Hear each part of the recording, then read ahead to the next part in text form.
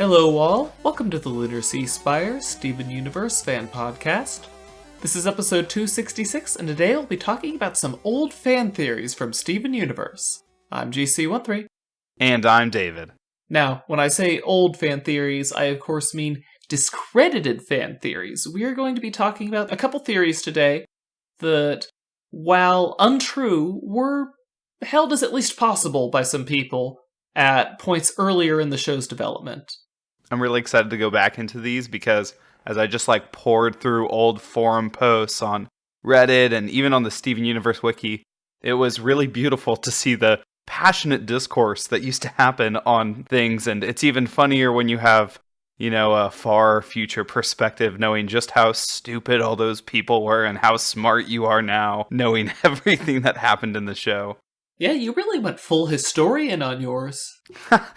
I really wanted to see what the populace, what they learned over time. So I'm really excited for mine. So what fan theory did you pick, David? I picked the theory that rose quartz is lion. Now, honestly, this is still plausible. No, obviously it's not. Rose quartz is at minimum Steven, and she's at minimum pink diamond. But back in the day, especially, in the earliest parts of the show, when we first saw Lion, we knew that Rose Quartz was a person, obviously, Steven's mom, and that she had given up her physical form, in Greg's words, to make Steven.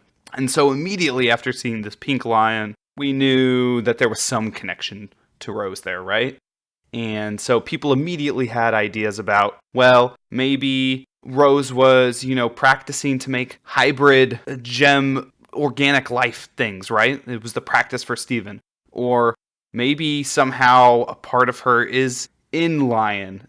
People weren't sure. Some people weren't even sure that the gemstone itself couldn't have been broken somehow during the actual producing of Steven. And so maybe half of Rose was Lion, weirdly.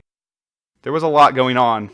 Yes, I do remember that people got really hung up on the "I'm going to become half of you." There were lots of people who seemed to misremember that line as half of me is going to become half of you. So they immediately went searching for where that other half could have gone. You're absolutely right. There were heated discussions and people correcting each other and long quoted, 5-paragraph essays and people insulting each other about the length of their replies about just misquoting that, which is very funny. And there wasn't clarity until Lion 3 came out and that line happened where people kept pointing to that. And then also Rose's scabbard was pretty fundamental for people developing this theory because we had seen in Lion 2, Lion produce Rose's sword, but then in Rose's scabbard, I guess people decided that Lion just also stored a bunch of other things and that it wasn't it wasn't special. There wasn't a gem hidden in there, right? But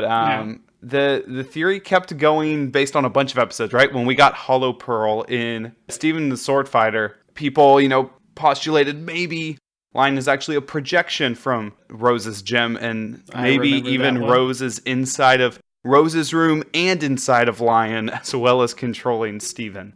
I mean, to be fair, it's not a very bad idea when we don't know that Rose is able to bring organic creatures back to life and in the process turn them pink. I mean, Amethyst had her no duh moment, oh, that's why he's pink, in Rose's scabbard. Now, right.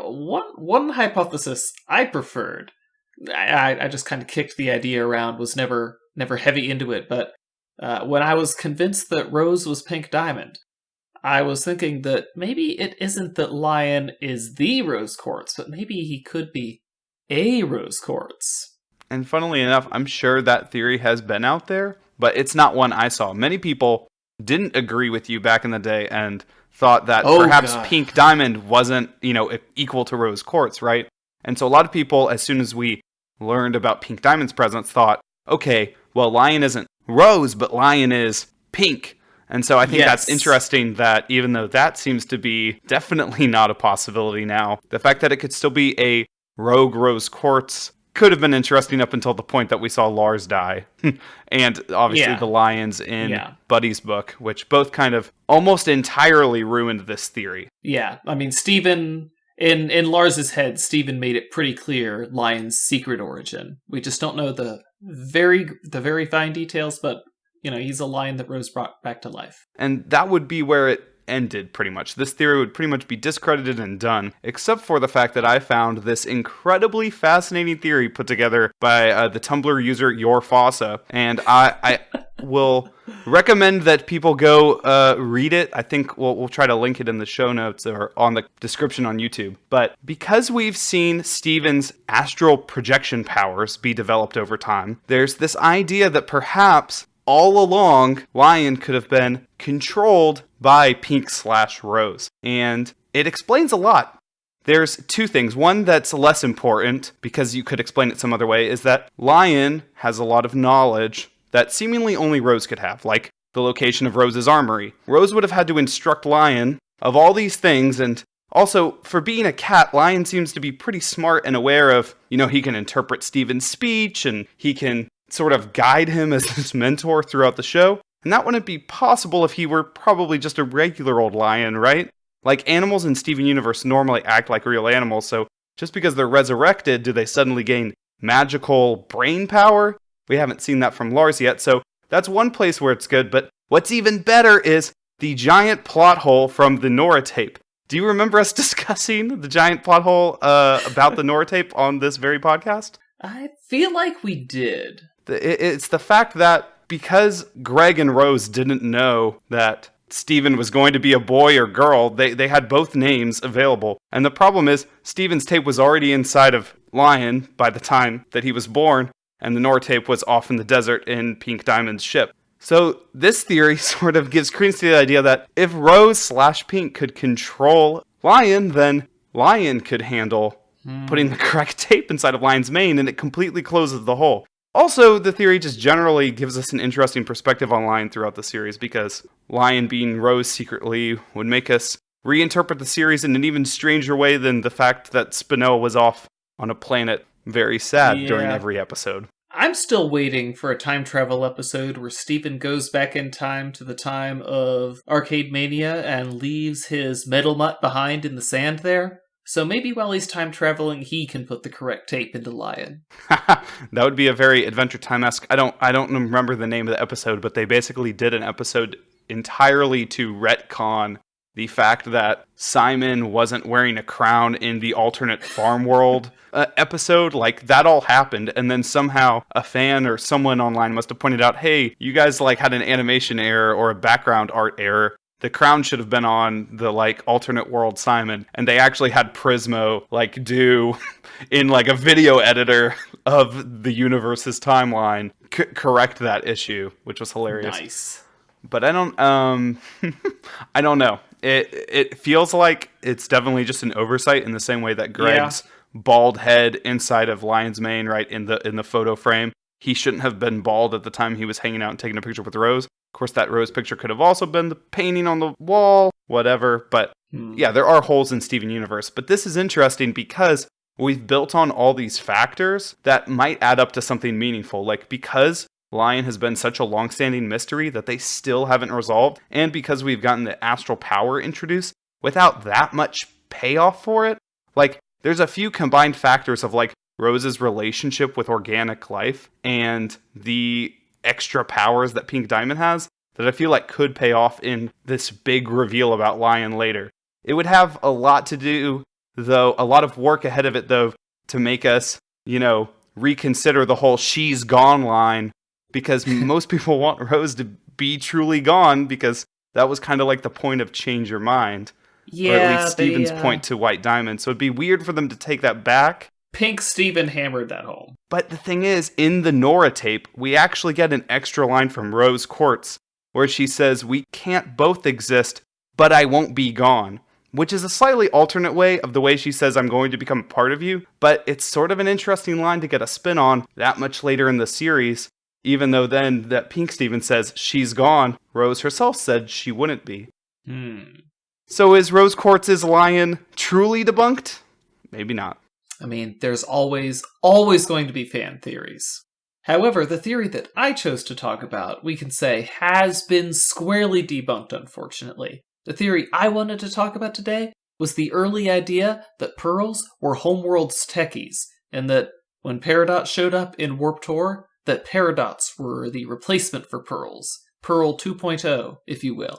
It's funny how little we knew about pearls, and so basically any quality that Pearl had, as soon as we had the idea as fans that gems existed as multiples, that there were multiple types of any of the named gems we had, that, okay, Pearl's good with science stuff, so that must have been what the technicians were, and it could have been an interesting setup between her and Peridot. Yeah, Pearl was so atypical for a Pearl that we got completely the wrong idea about them. But actually, there were holes in this theory beginning to be poked. Like, I know that by the time the preview for Back to the Barn came out, we could see Peridot clapping to dismiss Pearl, saying that will be all. I'm like, it was pretty obvious by that point. I'm like, okay, she is obviously treating Pearl like a servant. And I know there were even a couple people who were like, no, pearls are definitely techies, and they didn't want to hear any of it. But I think by that point, even before the preview had come out, people were thinking, I don't think so.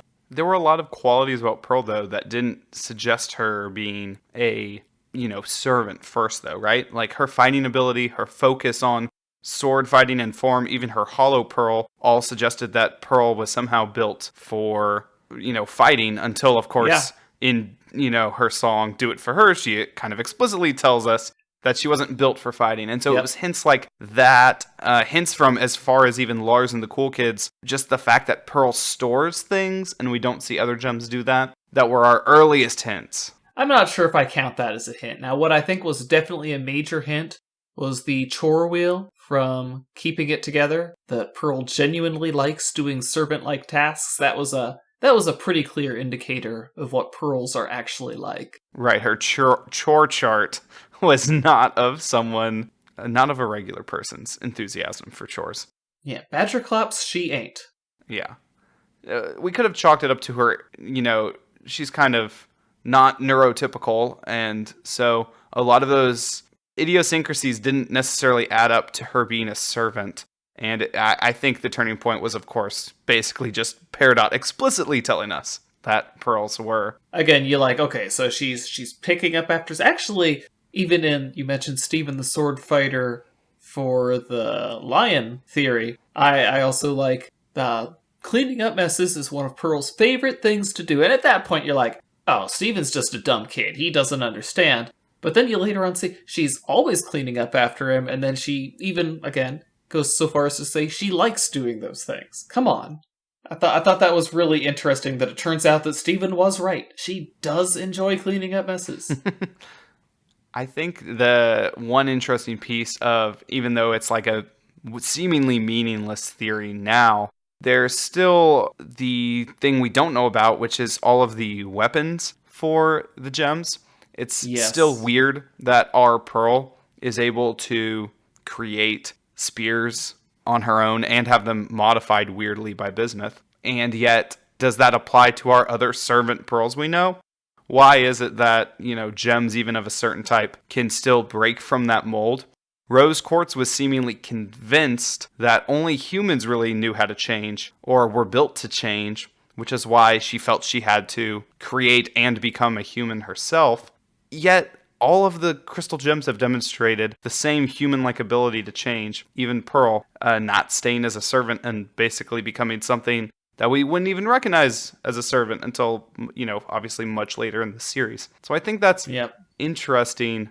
If only Rose had known that you don't actually have to be a human. I don't know if the show's really trying to play to that point, but I feel like it is, because Steven points out to his fellow gems their capacity to change, and Rose was kind of wrong in that. So what does that mean for the identity of these specific gems? I wonder how much that'll be dwelled on in Steven Universe Future. I think part of Rose's problem was she might have been suffering from imposter syndrome. Like, so much of what she was doing was playing the part of the wise leader. I'm certain she was taking a lot of what she learned from watching Blue and Yellow and putting her own kind spin on it when she put on the persona of Rose Quartz. And I guess she just wanted to be that for real. I don't think she ever felt comfortable as herself. Like, again, just the way she said, I'm not a real person, and we need to talk.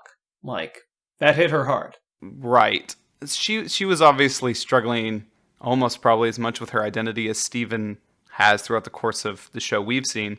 But for Pearl, I find it fascinating that she was able to develop all the things we see her as in early Steven Universe as a technician, because we see now from flashbacks that Pearl was still pretty limited as long as she was by Rose's side.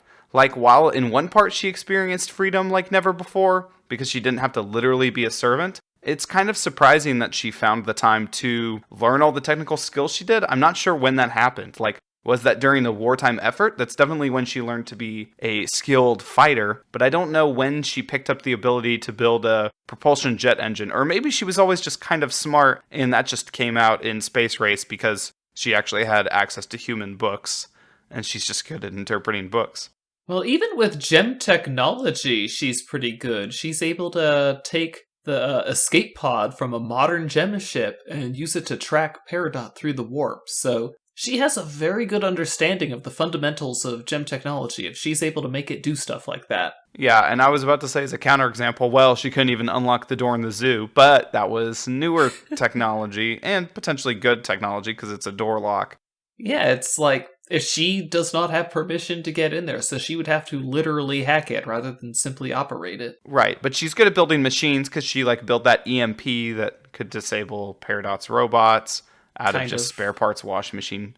And it seems like gems are just the ones that are technical. I don't know where they pick up those skills from, but they are very good at adapting Earth technology when I think about Peridot's microwave scanner as well. But that's kind of a piece of Pearl's history that would be kind of fun to expand on. Now that we know there aren't more just infinite seasons of Steven Universe left, though, it's kind of sad to think, oh, there can't be an episode of just Pearl, seeing how Pearl came to love technical things, you know? That's just something up to the imagination. I'm pretty sure Rebecca Sugar has said that Steven Universe Future isn't the end of the franchise, so hopefully something else is coming. Hopefully something cool. Well, isn't that optimistic? I wish I could be so optimistic. The series is doing pretty good for Cartoon Network, though. I mean, it's lasted, 6 years and already produced so much. So, oh man, can you imagine if Boom Comics did an ongoing series where Rebecca Sugar was the writer and illustrator for Steven Universe, the comic book series? It seems like the perfect... I would lose circular resolution for Rebecca to end up back in comics, but also after the sort of failure of Adventure Time Season 11 to happen in comics, even though Adventure Time was a wildly popular series during its height, that project was probably just ill-timed, but I'd be afraid for anything to become a comic right now. Anyway, that's enough theorizing about where the franchise could go from here. Join us next week. Until then, I'm GC13. And I'm David. Don't forget to leave us a like on YouTube or a review on Apple Podcasts. Later, everybody.